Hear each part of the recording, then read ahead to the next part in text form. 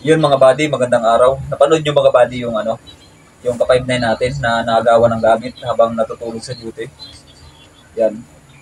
Sikat siya ngayon no? Hindi naman talaga natin maiwasang hindi makatulog sa duty, no? Maniwala doon sa iba na hindi sila natutulog sa duty. Yan. O hindi natin maiwasang hindi makaidlip sa duty.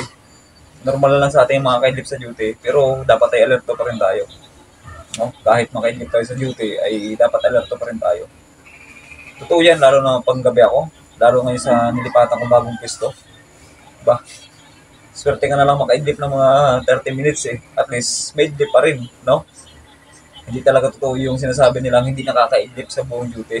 Makakaidlip ka kahit konti.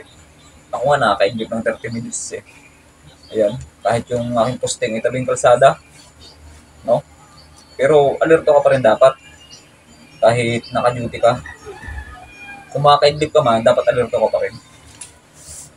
Yan, hindi natin dapat ihiwalay sa ating katawan ng ating gamit. Yung sa kanya kasi parang malayo yung gamit niya sa kanya Siyempre, yung gamit natin ay parang asawa natin yan kapag tayo naka-duty no? Delikado ka dyan kapag naagaw yan sa iyo o nakuha yan sa iyo habang ikaw ay naka-duty. Baka sa iyo paggamitin yan no? Hindi naman sa pagmamalaki mga body.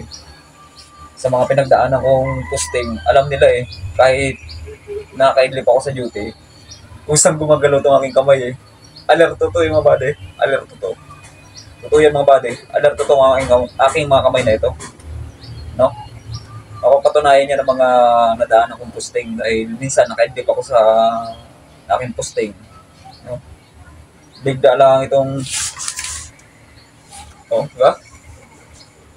Bigla lang yan Papakita ko para sa inyo halimbawa ay nakaidlip ako. Nakaidlip lang Tapos may tao dyan sa harapan ko na halimbawa ay gustong may balak na masama sa akin. Halimbawa ay ganito.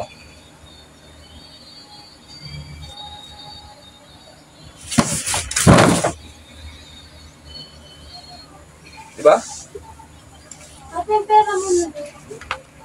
Ganun lang mga buddy. No? Dapat ay alerto pa rin tayo. Kung makatulog ka man, alerto pa rin dapat ang iyong kamay. No? Pikit yung mata mo, pero gising yung tenga mo. Ganun lang mga buddy. Hindi ka tatagal sa trabahong ganito kung hindi ka alerto. No? Hindi ako tatagal sa trabahong ganito kung hindi ako alerto. Hindi naman sa pagmamalukay. Sa mga video ko, video lang yun, no? Iba yung sa duty na talaga. Alerto na sa duty. No? Ganun lang mga buddy. Ayos ba?